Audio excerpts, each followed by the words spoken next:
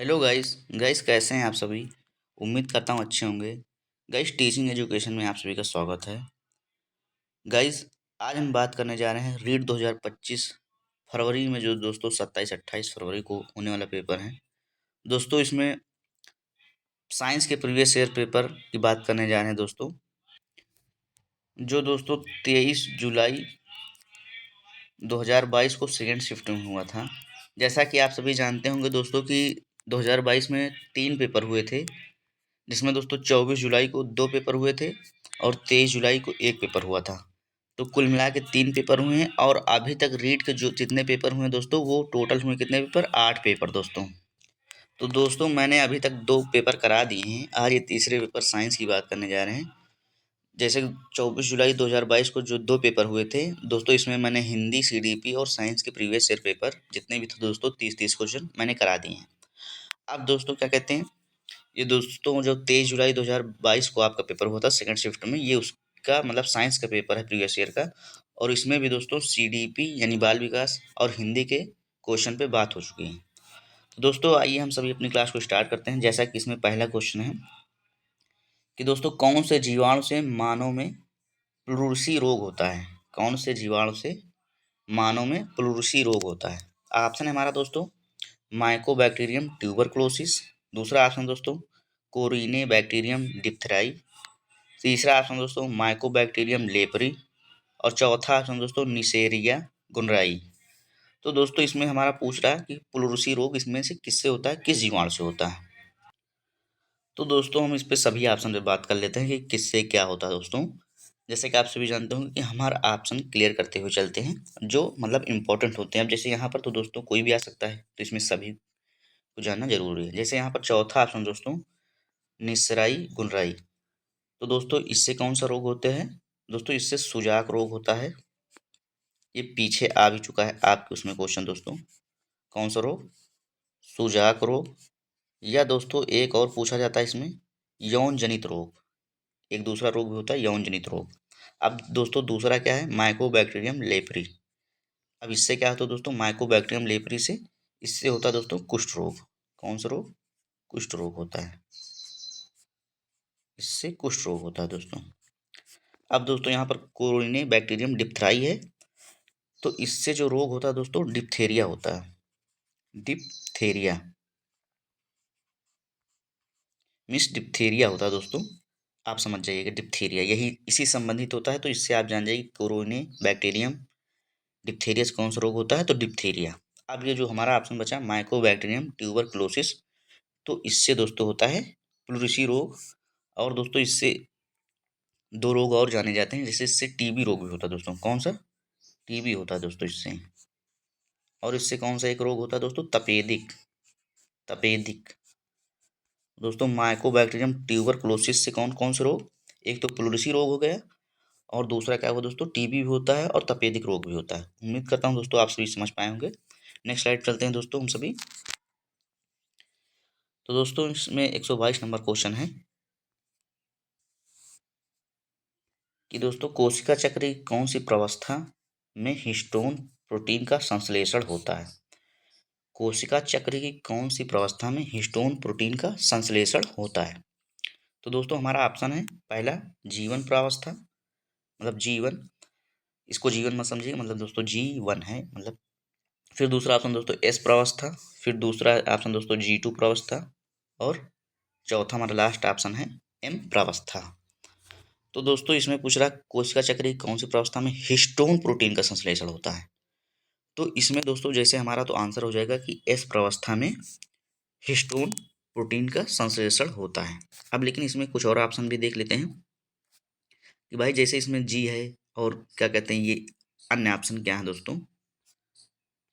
दोस्तों ये जी वाले जो दोस्तों हैं जी प्रावस्था G2 प्रावस्था, तो ये दोस्तों कोशिका चक्र में निष्क्रिय रहते हैं। क्या रहते हैं दोस्तों, निष्क्रिय हैं। और दोस्तों एम प्रावस्था का अभी भी मुझे क्लियर नहीं, इसको देखते हैं आगे। फिर 123 नंबर क्वेश्चन है दोस्तों कि लेगुमिनास पौधों की जड़ों में कौन सा जीवाणु सहजीवी के रूप में पाया जाता है। लेगुमिनास पौधों की जड़ों में कौन सा जीवाणु सहजीवी के रूप में पाया जाता है। सहजीवी का मतलब दोस्तों जैसे एक दूसरे की सहायता करना, कोई भोजन बना रहा तो कोई दूसरा काम कर रहा, मतलब एक दूसरे पर आश्रित हैं दोस्तों, तो इसे कहते हैं सहजीवी। तो अब यहाँ पर हमारा ऑप्शन पहला क्या है, राइजोबियम है। दूसरा ऑप्शन दोस्तों बैसिलस है। तीसरा ऑप्शन दोस्तों इकोलाई है। और चौथा ऑप्शन क्या है, एक्रोमोबैक्टर है, एक्रोमोबैक्टर। तो यहाँ पर क्वेश्चन है कि दोस्तों लेक्यूमिनास पौधों की जड़ों में कौन सा जीवाणु सहजीवी के रूप में काम करता है। तो इसमें हमारे एक ऑप्शन की बात कर लेते हैं दोस्तों। अब यहाँ पर जैसे हमारा दूसरा ऑप्शन की बैसिलस, तो ये भी दोस्तों जीवाणु है। अब ये कार्य क्या करता है, तो ये दूध से दही बनाता है भैया। बैसिलस क्या करता है दोस्तों, दूध से दही, दूध से दही दोस्तों ये बनाता है या खमीर बनाता है दोस्तों। बैसिलस जो जीवाणु है दूध से दही या खमीर बनाता है। अब हमारा तीसरा ऑप्शन क्या है, ई कोलाई। ई कोलाई ये भी जीवाणु है दोस्तों। तो ये मतलब दोस्तों ये मनुष्य की आंत में, मतलब हम सभी की आंत में पाया जाता है दोस्तों। कहाँ पर पाया जाता है, आंत में पाया जाता है। ई कोलाई कहाँ पाया जाता है, आंत में। चौथा ऑप्शन क्या है हमारा, एक्रोमोबैक्टर, एक्रोमोबैक्टर। तो दोस्तों इसका कोई विशेष मतलब नहीं है दोस्तों, और अभी क्लियर भी नहीं है दोस्तों। तो हमारा जो ऑप्शन हो जाएगा दोस्तों क्या हो जाएगा, लेग्यूमिनस पौधों की जड़ों में कौन सा जीवाणु सहजीवी के रूप में पाया जाता है, तो ये हो जाएगा दोस्तों राइजोबियम। राइजोबियम ये क्या होता है दोस्तों, राइजोबियम। हमारा जो ऑप्शन हो जाएगा दोस्तों राइजोबियम, ये चीज ध्यान रखिएगा। ये दोस्तों नाइट्रोजन का स्थिरीकरण करता है, क्या करता है, नाइट्रोजन का स्थिरीकरण करता है राइजोबियम। फिर नेक्स्ट स्लाइड चलते हैं दोस्तों। 124 नंबर क्वेश्चन है कि निम्न में से कौन सा भोज्य पदार्थ तने का रूपांतरण है। तो दोस्तों ये सभी आप सभी जानते होंगे कि तने का रूपांतरण केवल एक ही होता है, आलू होता है, आलू। ये आप सभी को अच्छे से पता होगा, नहीं पता तो अभी भी देख लीजिए। तने का जब भी पूछे दोस्तों रूपांतरण तो कौन सा आएगा, आलू आएगा। अब ये बाकी कौन से बचे, सलजम बचा, शकरकंद बचा, गाजर बचा। तो ये सब किस में आएंगे दोस्तों, ये सब आएंगे जड़ में। किस में आएंगे, जड़ में। सभी आएंगे दोस्तों जड़ में। किसके रूपांतरण है, जड़ के। और जो हमारा तने का आ जाएगा क्या हो जाएगा, आलू। उम्मीद करता हूँ दोस्तों आप सभी समझ पा रहे होंगे। फिर दोस्तों 125 नंबर क्वेश्चन है कि दोस्तों निम्न में से एक सरल ऊतक कौन सा है। तो सरल ऊतक दोस्तों तीन प्रकार के होते हैं। सरल ऊतक कितने प्रकार के होते हैं दोस्तों, तो सरल ऊतक तीन प्रकार के होते हैं। तो इसमें दोस्तों कौन कौन से तीन प्रकार हैं ऐसे जान लीजिए दोस्तों मौखिक रूप से। एक मृदु ऊतक है, दूसरा है दोस्तों स्थूल ऊतक, और तीसरा है दृढ़ ऊतक।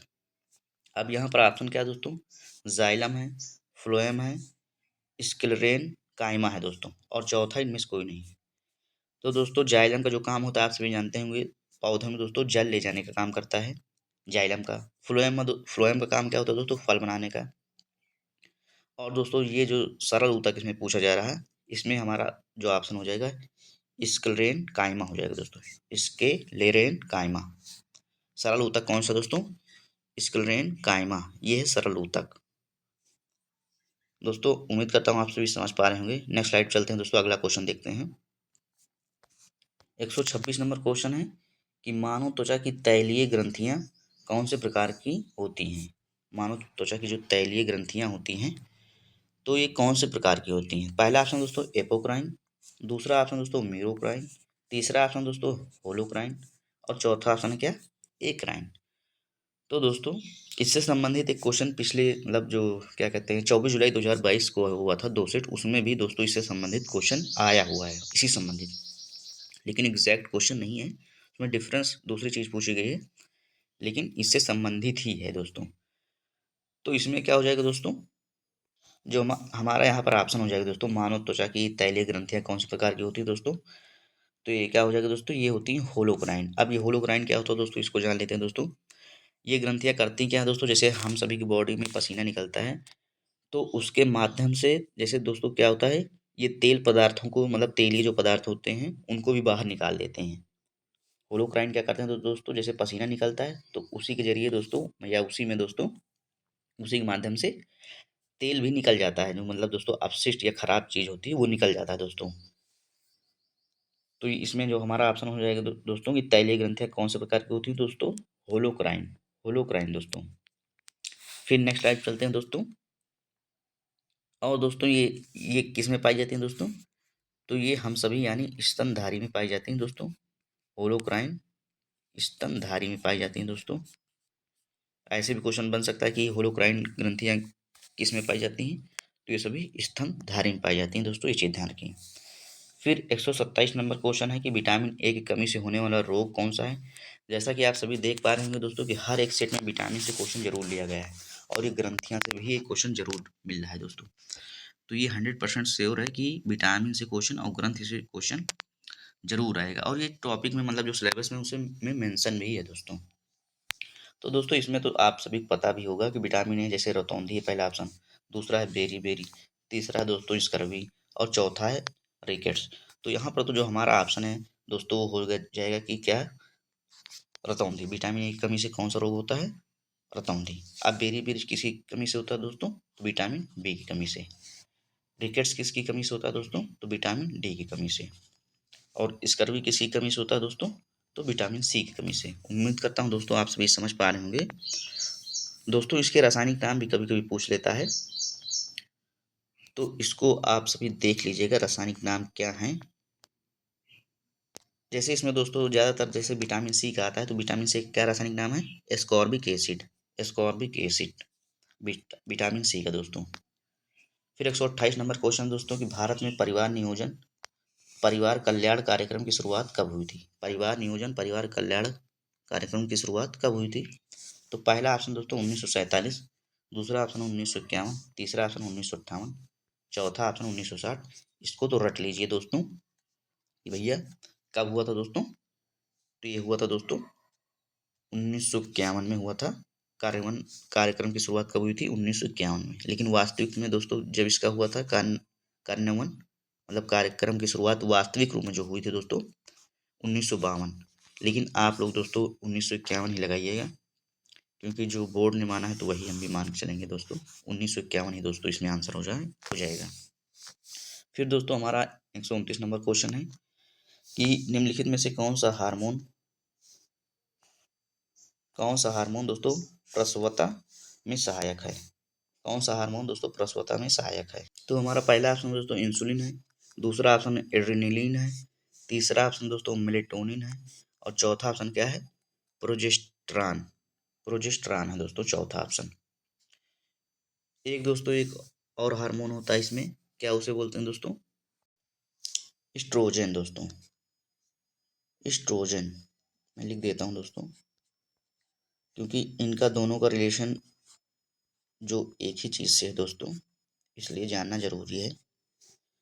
हार्मोन प्रसवता मतलब में सहायक जो होता है दोस्तों, ये तो दोस्तों हमारा ऑप्शन हो जाएगा प्रोजेस्टेरॉन।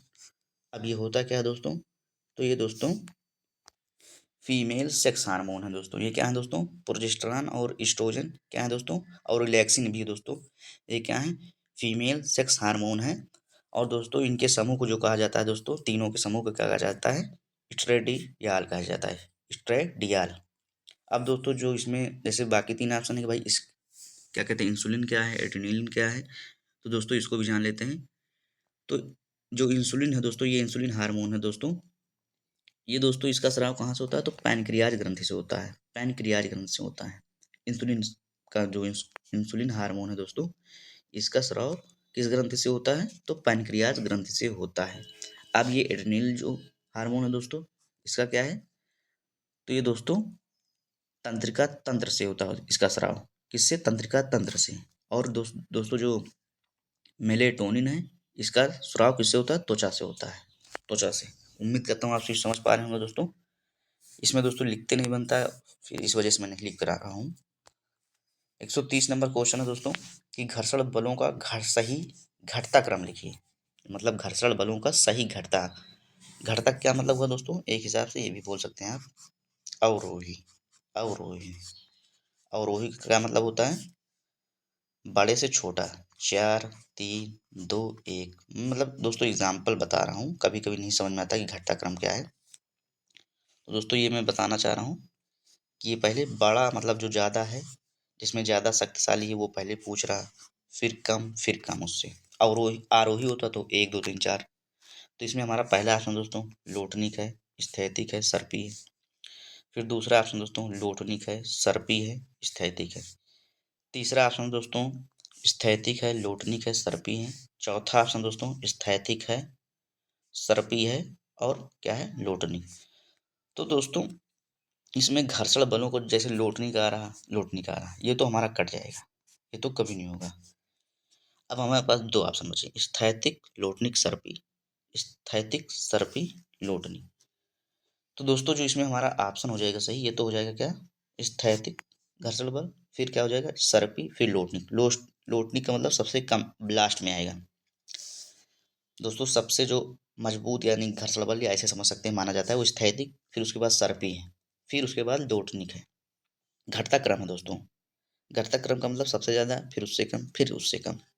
उम्मीद करता हूँ आप सभी समझ पा रहे होंगे दोस्तों। नेक्स्ट स्लाइड चलते हैं दोस्तों, अगला क्वेश्चन देखते हैं। 131 नंबर क्वेश्चन है दोस्तों। एक वस्तु आर त्रिज्या के वृत्त पर गतिमान है। गतिमान का मतलब दोस्तों जैसे ये क्या कहते हैं, त्रिज्या हो गई वृत्त की, तो इस पर दोस्तों बताया जा रहा है कि गतिमान है भाई। फिर आगे क्या है दोस्तों, जब ये अर्धवृत्त पूरा करती है, मीन्स दोस्तों क्या हुआ, ये यहाँ तक हुआ दोस्तों, ये आर त्रिज्या हो गई दोस्तों इसकी, और ये अर्धवृत्त हो गया, मान लीजिए ये केंद्र है दोस्तों। तो ये दोस्तों अर्धवृत्त पूरा करती है, तो इसके द्वारा की गई दूरी, मतलब इसके द्वारा जो यहाँ तक की तय की गई क्या दूरी है, वो विस्थापन क्या होगा। तो हमारा पहला ऑप्शन दोस्तों पाई आर कॉमा कैपिटल आर, फिर दूसरा है 2 पाई आर सब कैपिटल में दोस्तों, 2 पाई आर कॉमा आर, और तीसरा ऑप्शन है पाई आर कॉमा 2 आर, और चौथा ऑप्शन है 2 पाई आर कॉमा 2 आर। तो दोस्तों इसमें कहीं दो बार की बात नहीं की जा रही, एक ही बार की बात की जा रही कि भाई घूम के फिर आया हुआ पूरा किया हुआ। यहाँ पर क्या कहा जा रहा है, यह अर्धवृत्त पूरा करती है, तो इसके द्वारा तय की गई दूरी। तो दोस्तों यहाँ पर 2 पाई आर वाले ऑप्शन तो नहीं होंगे दोस्तों, आप सभी समझ पा रहे होंगे उम्मीद करता हूँ, क्योंकि यहाँ पर अर्धवृत्त की बात की जा रही है दोस्तों, तो 2 पाई आर कैसे हो जाएगा। अब हमारे पास कौन से ऑप्शन बचे दोस्तों, पाई आर कॉमा आर। तो दोस्तों इसमें हमारा ऑप्शन हो जाएगा तीसरा पाई आर कामा 2 आर, क्योंकि यहाँ पर बात की जा रही है अर्धवृत्त, और पहले कहा जा रहा है एक वस्तु आर त्रिज्या के वृत्त पर गतिमान है। यहाँ पर अर्धवृत्त की कोई बात नहीं की जा रही, लेकिन यहाँ पर क्या पूछा जा रहा है बाद में, यह अर्धवृत्त पूरा करती है, तो इसके द्वारा तय गई दूरी और विस्थापन। तो हमारा ऑप्शन हो जाएगा दोस्तों पाई आर कॉमा 2 आर। उम्मीद करता हूँ दोस्तों आपसे भी समझ पा रहे होंगे, थोड़ा कम समझ में आया होगा दोस्तों। 132 नंबर क्वेश्चन दोस्तों, लकड़ी की एक चम्मच को आइसक्रीम के प्याले में डुबोया जाता है, इसका दूसरा सिरा क्या होगा। मतलब जैसे लकड़ी का चम्मच मान लीजिए, छड़ मान लीजिए दोस्तों, या दोस्तों जैसे हम सभी बोलते हैं डंडी मान लीजिए। तो जैसे दो हिस्सा होता है, मतलब दो लंबाई में, एक हिस्सा आगे होता है एक हिस्सा पीछे, जिधर पकड़े रहते हैं हम सभी, एक हिस्सा दूसरी तरफ होता है। तो उसकी बात की जा रही है कि एक हिस्सा मान लीजिए आइसक्रीम के प्याले में डूबा हुआ है, और जो दूसरा हिस्सा बाहर निकला गया है वो क्या करेगा। अब ऑप्शन हमारा क्या है, विकिरण की प्रक्रिया के कारण ठंडा हो जाएगा, संवहन की प्रक्रिया के कारण ठंडा हो जाएगा, चालन की प्रक्रिया के कारण ठंडा हो जाएगा, ठंडा नहीं होगा। अब मैं दोस्तों आपको बता देता हूँ ये क्वेश्चन रिपीटेड है। ये दोस्तों 24 जुलाई 2022 में भी एक सेट में आया हुआ क्वेश्चन है, सेम क्वेश्चन, और वहाँ पर शायद स्टील लिया गया है, बस इतना अंतर है।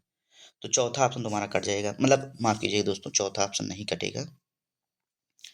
अब जैसे यहाँ पर दोस्तों विकिरण की प्रक्रिया के कारण ठंडा हो जाता है, तो विकिरण क्या होता है दोस्तों, जैसे सूर्य के प्रकाश की ऊष्मा द्वारा पृथ्वी की सतह का गर्म होना, ये किसका उदाहरण है दोस्तों, विकिरण का।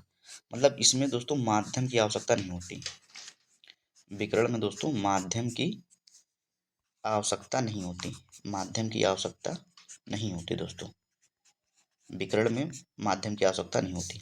अब जैसे संवहन की प्रक्रिया, तो दोस्तों इसमें माध्यम की आवश्यकता होती है लेकिन बहुत कम।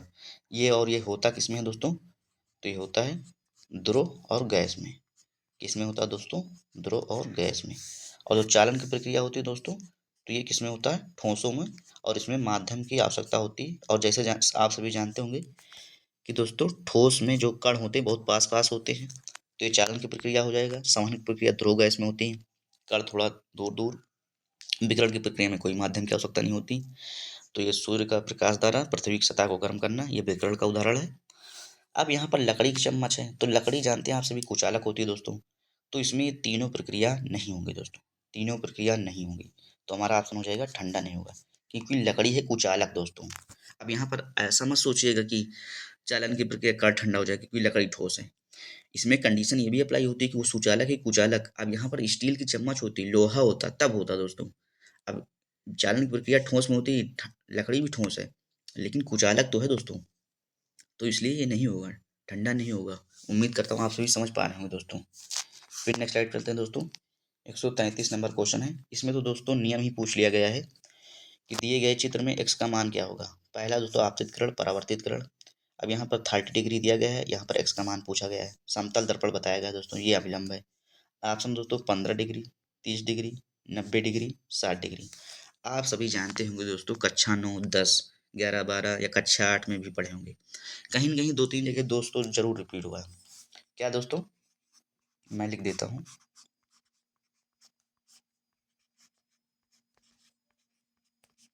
आपतन कोण परावर्तन कोण के बराबर होता है। आपतन कोण परावर्तन कोण के बराबर होता है दोस्तों, बराबर होता है। तो दोस्तों जब बराबर होता है तो आप अब सीधे यहाँ पर हमारा आंसर मिल गया। जब ये 30 डिग्री है तो ये भी 30 होगा, तो हमारा ऑप्शन हो जाएगा इससे दोस्तों, इस नियम से हो जाएगा क्या, आपतन कोण परावर्तन कोण के बराबर होता है। आप सभी जानते हैं दोस्तों, कहीं न कहीं जरूर पढ़ा होगा। नहीं पढ़े तो अभी जान लीजिए कि आपतित किरण परावर्तित किरण के बराबर या आपतन कोण परावर्तन कोण के बराबर होता है। तो अब ये 30 डिग्री है तो ये भी 30 डिग्री होगा। उम्मीद करता हूं दोस्तों आप सभी समझ पाए होंगे। 134 नंबर क्वेश्चन दोस्तों, कि किसी ध्वनि स्रोत की आवृत्ति 50 हर्ट्ज है, इसके 2 सेकंड में कंपनों की संख्या क्या होगी। तो दोस्तों इस सूत्र से लगेगा। इसका सूत्र क्या होता है दोस्तों, आवृत्ति का n बराबर 1/t हो जाएगा दोस्तों। तो अब यहाँ पर जो संख्या दी गई है n बराबर कितनी है, 50 हर्ट्ज है। n बराबर कितना दिया गया है दोस्तों, 50। और t जो समय दिया गया है दोस्तों, कितना दिया गया है, 2 सेकंड। तो दोस्तों आप सभी समझ पा रहे होंगे, जब ये पक्षांतरण करेंगे मीन्स ये भाग में, इधर आएगा तो गुणा में हो जाएगा। तो 50 गुणे 2 हो जाएगा। तब दोस्तों हमारा ऑप्शन क्या हो जाएगा, 100 हो जाएगा, आंसर हो जाएगा। तो यहाँ पर ऑप्शन हो जाएगा 100। उम्मीद करता हूँ दोस्तों आप सही समझ पाए होंगे। ये किस सूत्र से होगा दोस्तों, तो n बराबर 1/t के फार्मूले से होगा दोस्तों। इससे दोस्तों आवर्त काल भी निकाला जाता है, आवर्त का ही फार्मूला है दोस्तों। अब दोस्तों 135 नंबर क्वेश्चन है दोस्तों। अभी तक वीडियो को लाइक न किए हो तो लाइक कर दीजिए दोस्तों। एलईडी प्रकाश उत्सर्जित करता है दोस्तों, कौन सा, केवल हरा रंग, केवल लाल रंग, केवल पीला रंग। तो भैया एलईडी आप सभी जानते होंगे दोस्तों, एलईडी में तो सभी कलर आ जाते हैं। एलईडी में तो सभी कलर आ जाते हैं, तो ये सभी हो जाएंगे। और दोस्तों एलईडी का फुल फॉर्म इससे पहले 24 जुलाई वाले पेपर में पूछा गया है।